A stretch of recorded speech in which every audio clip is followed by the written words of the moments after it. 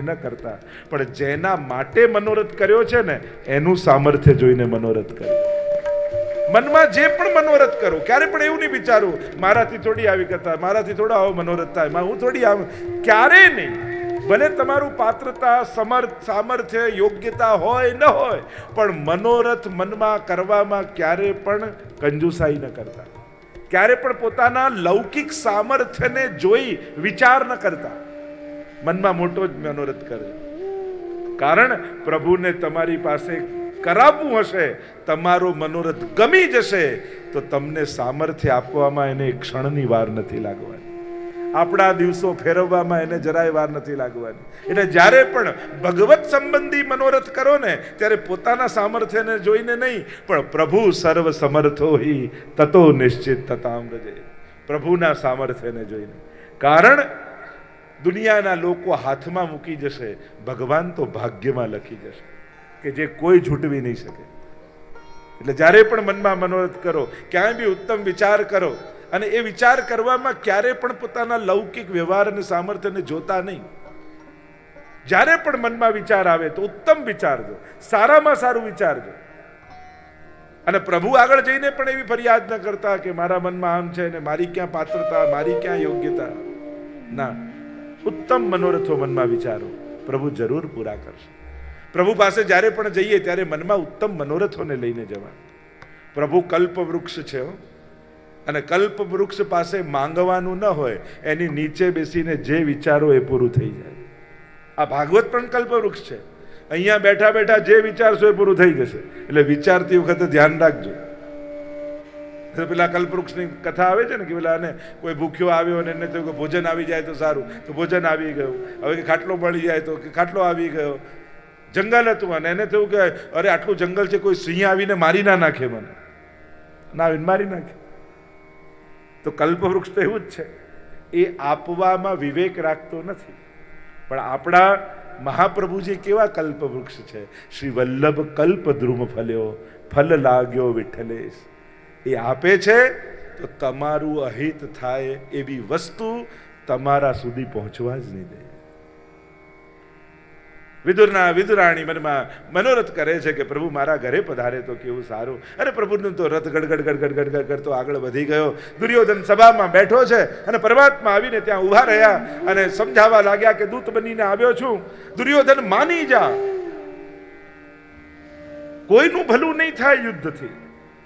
તને ન ગમતા હોય એવા 5 ગાંવ જેમાં કાંઈ ઉગતું ન હોય, પાકતું ન હોય, સાવ બંજર જમીન હોય, એવા 5 ગાંવ આપી દે. હું તને ખાતરી આપું છું પાંડવોને હું મનાવી લઈશ અને યુદ્ધ ટળી જશે, બચી જશે.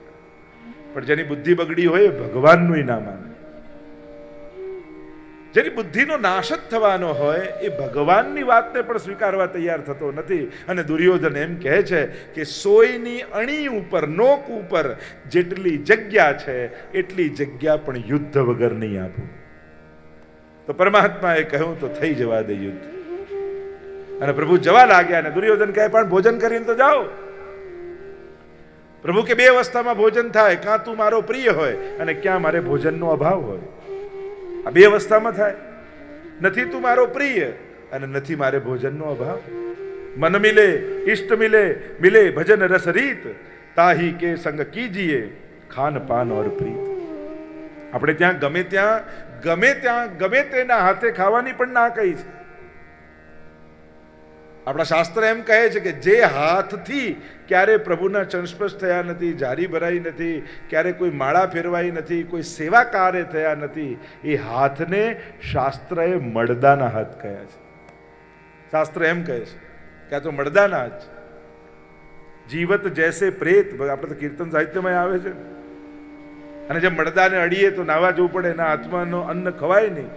એમ આપણે ત્યાં એટલે વિવેક રાખતા કે ગમે તેના હાથનું લેતા નહીં.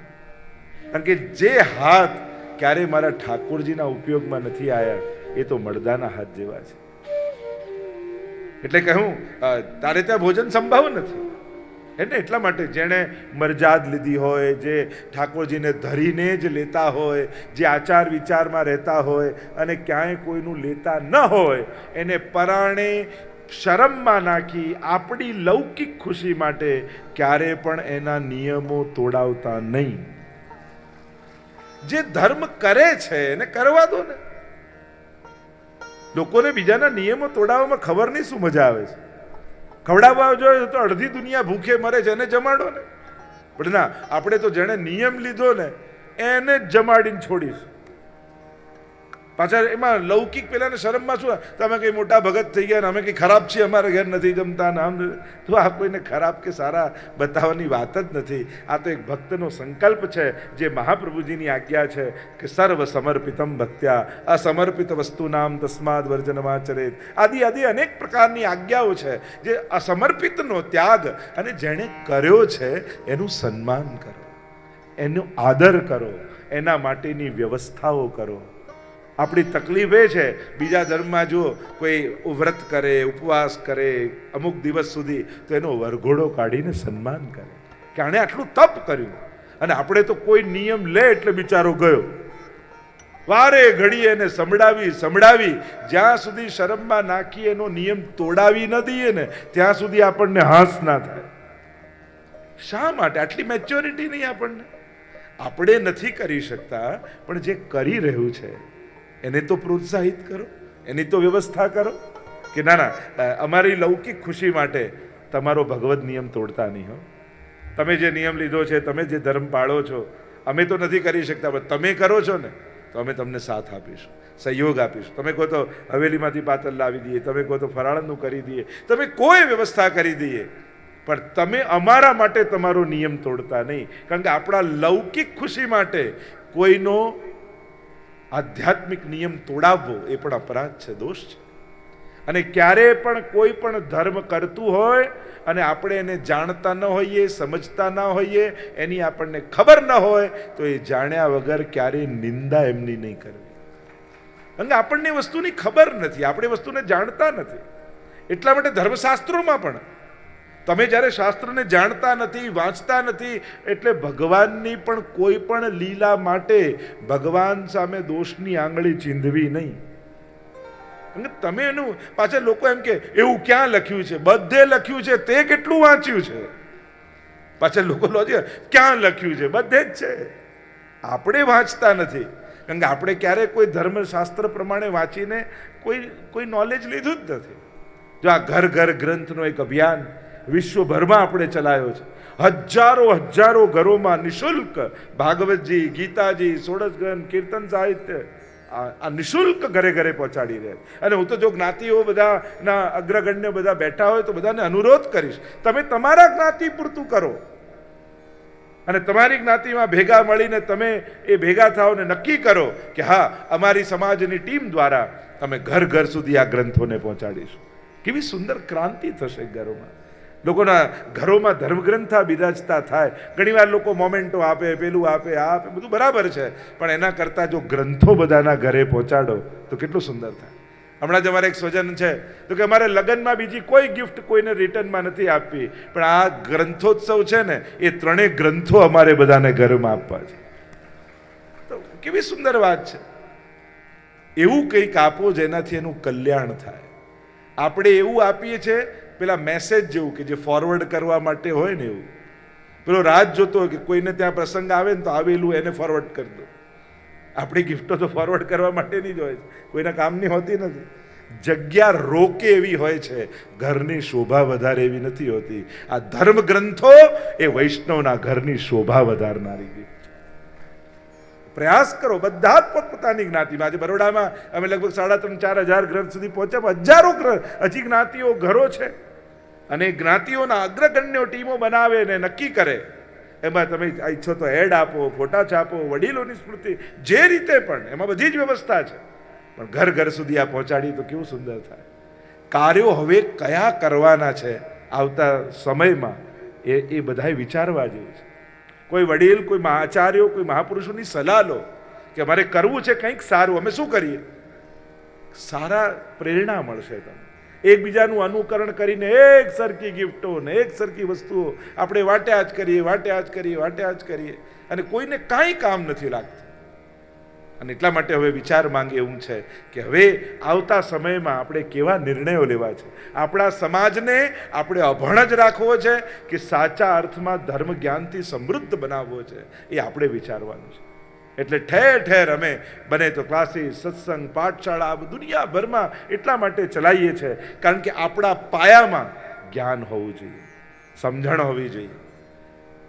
અને જ્યારે જ્ઞાન સાથે માણસ શ્રદ્ધાના માર્ગે આગળ જશે ને તો એને કોઈ છેતરી નહીં શકે. આપણે ગમે તેની વાતમાં ફોસલાઈ નહીં જઈએ. આ લોકો છેતરનારા કેમ ફાવી જાય છે? કારણ કે આપણા ધર્મમાં શાસ્ત્રોનું વાંચન નથી, શાસ્ત્રો માટે સ્વીકાર નથી. વોલ્યુમ જોઈને જેમ કીધું આપણા તો કામનું જ નહીં હો. અને ક્યારે આપણે જોતા જ નહીં. વેદ વેદ વેદ આમ બોલીએ બહુ વાર, પણ વેદનું ચઢાવેલું પુઠ્ઠું પણ કોઈએ જોયું છે? તો આપણે ધર્મ ગ્રંથોથી કેટલા દૂર છીએ. તો પ્રયાસ એ છે વૈષ્ણવ સંઘ દ્વારા કે ઘર ઘરમાં આ બધું બિરાજમાન થાય, એક નવી ક્રાંતિનો સંચાર થાય. આજે વિશ્વભરમાં ઓસ્ટ્રેલિયાના, ન્યુઝીલેન્ડના ખૂણેથી લઈ અમેરિકાના ખૂણા સુધી ગામે ગામ આ અભિયાન ચાલી રહ્યું છે. હજારો સુધી પહોંચ્યા છીએ અને હજારો લોકો સુધી હજી પહોંચવાનું છે. લાખો કરોડો વૈષ્ણવો છે, પણ અમારો સંકલ્પ એ છે કે કોઈ પણ વૈષ્ણવનું ઘર ભાગવતજી, ગીતાજી અને સોડસ ગ્રંથ વગર ન રહી જાય. આ એક સંકલ્પ. અને આનાથી મહાપ્રભુજી કેટલા રાજી થાય, મહાપ્રભુજીને કેટલી પ્રસન્નતા થાય. મહાપ્રભુજીના વચન છે, શાસ્ત્રમ અવગત્ય મનોવાગદેહી શ્રી કૃષ્ણ સેવ્ય. શાસ્ત્રને જાણી પછી માની મનવાણી કર્મથી કૃષ્ણ સેવા કરો. ભલે વાંચતા નહીં પણ ઘરે રાખો તો ખરા. ક્યારેક એવો વિચાર આવશે કે લાવ ખોલીને જોઉં તો ખરા. એટલે ઘરમાં ગ્રંથો જરૂર હોવા જોઈએ. તો જે આપણે ચર્ચા કરી રહ્યા છીએ, જે નિયમ પાળતા હોય ધર્મ, કારણ કે સમાજમાં આઈડિયલોને ખતમ કરી નાખશો ને, આદર્શ લોકોને, તો આવતી પેઢીને પ્રેરણા આપવા માટે કોની સામે આંગળી ચીંધશો? તમે આદર્શ વૈષ્ણવ જ, મર્યાદી વૈષ્ણવ જ નહીં રહેવા દો. શરમમાં નાખી, વ્યવહારમાં નાખી, તો તમારા પૌત્રાને કોની સામે આંગળી ચીંધીને કહેશો કે બેટા સાચા વૈષ્ણવ આવા હોય, પાકા વૈષ્ણવ આવા હોય? આજે સૌરાષ્ટ્રમાં જાઓ, 5-5 ગાડીઓ ઘરની આગળ પડી હોય, નોકર ચાકર હોય, પણ ઠાકોરજી મારે સવારે ઉઠી સ્નાન કરીને ધોતી ઉપરણો પહેરી અને કૂવામાં જળ ભરવા જાય. એ દ્રશ્યો આપણે જોયા છે ને આજે છે. આ ભાવ છે, આની શ્રદ્ધા છે. તો અહીંયા દુર્યોધન કહે છે, પરમાત્મા કહે કે મારો રાજભોગ તો ક્યારનો તૈયાર છે. અને પ્રભુ ચાલ્યા અને ત્યાં રથ ઉપર બિરાજમાન થયા. સારથીને કહ્યું કે મારો રથ વિદુરજીના ઘરે લઈ જાઓ. અને વિદુરજીના ઘરે આંગણે આવીને રથ ઊભો છે. વિદુરજી સ્નાન કરીને માળા ફેરવી રહ્યા છે. સુલભાજી સ્નાન કરવા પધાર્યા છે અને હાથમાં માળા લઈ અને વિદુરજી શ્રી કૃષ્ણ શરણમ મમ, શ્રી કૃષ્ણ શરણમ મમ, શ્રી કૃષ્ણ શરણમ મમ પ્રભુના નામનો જાપ કરી રહ્યા છે. હવે વિચાર કરો, તમે ડ્રોઈંગ રૂમમાં બેઠા હોય સોફામાં અને અષ્ટાક્ષરની માળા ફેરવતા હો અને એટલામાં દરવાજો ખટખટે અને તમે દરવાજો ખોલો અને સામે ઠાકોરજી ઊભા હોય તો તમને કેવો આનંદ આવી જાય. એમ જ્યાં દરવાજો ખટખટ્યો, વિદુરજીએ દ્વાર ખોલ્યું અને સામે દ્વારિકાધીશ ઊભા છે. અવાક બની ગયા. આજ ગોપાલ પાહુને આए નિરખી નયન અઘાયરી, કે નિરખું કે ટહલ કરું એકો બનત ન ઉપાયરી. અરે મારા ઘરે પ્રભુ પધાર્યા. આંખ એક ક્ષણ એમના મુખમાંથી હટવા તૈયાર નથી. બુદ્ધિ કહે છે અરે વ્યવસ્થા કર, તૈયારી કર, આસન બિછાવો, પધરાવો. સૂઝતું નથી કે આંખ ફેરવું અને બુદ્ધિ એમ કે છે વ્યવસ્થા કર. આજ સખી જો મેં प्रीतम पाऊं, आज सखी जो मैं प्रीतम पाऊं, तो अपनो बड़ भाग मनाऊं, तो अपनो बड़ भाग मनाऊं, आज सखी जो मैं प्रीतम पाऊं. अरे प्रभु मेरे घर पधारे. अरे सुलभा देख प्रभु पधारे हैं. पधारो पधारो प्रभु સુંદર રેશમી આસન બિછાવી દીધું, પ્રભુને પધરાવ્યા. નીચે બેઠા બેઠા પ્રભુની એ અલૌકિક સુંદરતાના રસપાન કરી રહ્યા છે. અપલક નેત્રોથી, અનિમેષ નેત્રોથી એમ થાય કે રૂપ સુધારસ માધુરી તે લોચન ભરી ભરી પીજે. સાવરી સુરત નન વિશાલા, સાવરી સુરત, સાવરી સુરત નન વિશાલા, ચંદ્રવદન ગલે મોતિયન માલા, ચંદ્રવદન ગલે મોતિયન માલા, આજ સખી જો મેં પ્રીતમ પાઉં. સાવલી સુરત નયન વિશાલા, એ સુંદર શ્યામ સુંદરના મુખારવિંદના દર્શન કરતા ગુંગરાળા કેશ વિખરાયેલા છે અને એવા સુંદર પ્રભુ લાગી રહ્યા છે. ટગર ટગર ટગર ટગર વિદુરજી ને વિદુરાણી અપલક નેત્રોથી પ્રભુના સ્વરૂપ અમૃતના પાન કરી રહ્યા છે. 10 મિનિટ, 15 મિનિટ, અડધો કલાક, કલાક થયો અને પ્રભુને થયું કે ભૂખ્યા રહેવાનો જ આજે તો યોગ લાગે. આવ્યો છું ભોજન કરવાને, કોઈ પૂછતું નથી. અને ધીમે રહીને કહ્યું, કાકાજી ઘરમાં કઈ ભોજન છે?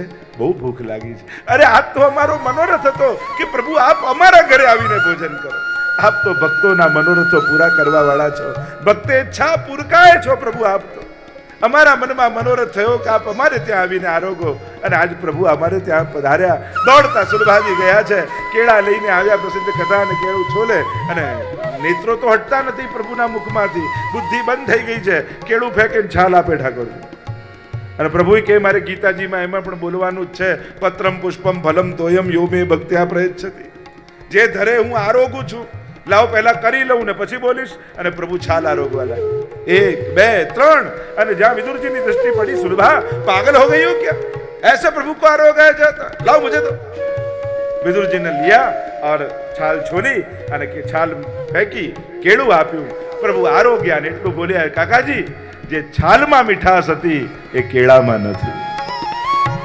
નેક નિકટ મૃદુ બચન સુનાવે, નેક નિકટ મૃદુ बचन सुनावे, मैं उनको हंसी कंठ लगाऊं, मैं उनको हंसी कंठ लगाऊं, आज सखी जो मैं प्रीतम પદ્મનાભદાસ જી છોલે ધરતા, ઢગલી કરતા, દાલ આ ભાત આ શાક અને જે પ્રસાદ લે ને, જે ઢગલીમાં જે ભાવ કર્યો એવો સ્વાદ વૈષ્ણવને આવે.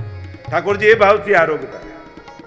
પ્રભુ ભક્તોથી પ્રેમ કરે છે, ભક્તોની વ્યવસ્થાથી નહીં, ભક્તિની વસ્તુઓથી નહીં, ભક્તોના પાત્રોથી નહીં. એમને પ્રેમ ભક્તથી છે. ગમે તેટલી વ્યવસ્થા કરી જાઓ, પણ અવ્યવસ્થામાં પણ ઠાકોરજીને તમારી જોડે રહેવું વધારે ગમે છે.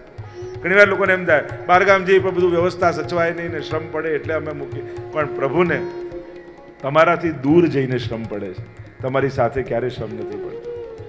અહીંયા નક્કી થયું, પ્રભુ તો કૃપા કરીને પધાર્યા અને હવે યુદ્ધ નિર્ધારિત થઈ ગયું કે હવે યુદ્ધ થવાનું. વિદુરજીને થયું કે મારે ભાઈઓને લડતા જોવા નથી. નક્કી કરી 36 વર્ષ સુધી યાત્રા કરવા માટે વિદુરજી નીકળી ગયા. બંને પતિ પત્ની નીકળ્યા છે યાત્રા કરવા માટે.